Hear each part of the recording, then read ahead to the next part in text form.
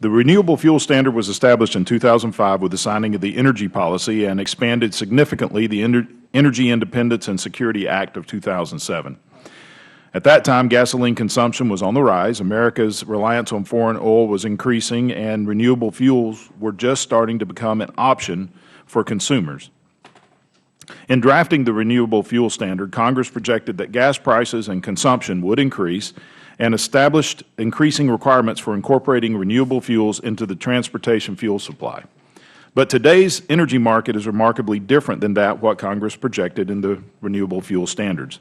Gas consumption has declined, and the technology has opened the door for an abundance of domestic oil and gas. While production of renewable fuels has increased and blended fuels are more widely available to consumers, the refining capacity and market demand for transportation biofuels projected in the RFS simply does not exist. Instead of a large increase in renewable fuel production to match RFS targets, refiners must navigate a complex fuel credit system, buying or trading for renewable identification credits, or RINs, to show that enough biofuels have been produced to meet RFS requirements. Since biofuels aren't produced at adequate levels, the EPA must continually waive the production volumes required in the law, causing uncertainty for producers and consumers. As fuels with higher blends of ethanol like E15 and E85 are introduced into the fuel supply in order to meet the RFS mandate, the law can even cause confusion for consumers. While fuels with ethanol content higher than 10% are approved for use in newer vehicle models, mid-level ethanol blends can damage small engines like lawnmowers, boats, and motorcycles, and are not approved for these uses by the EPA. Adding fuels with higher blends of ethanol to more gas stations around the country may help meet RFS requirements, but it offers nothing more than a nuisance to regular Americans, as more gas stations have to sell fuels that they can't even use.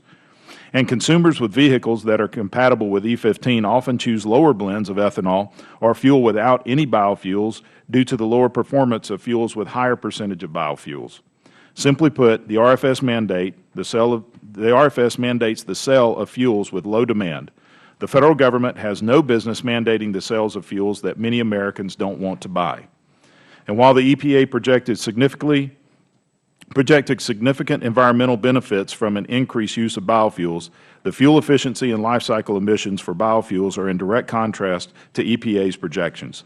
So the American people are stuck with law mandating less efficient fuels that are more damaging to air quality than gasoline.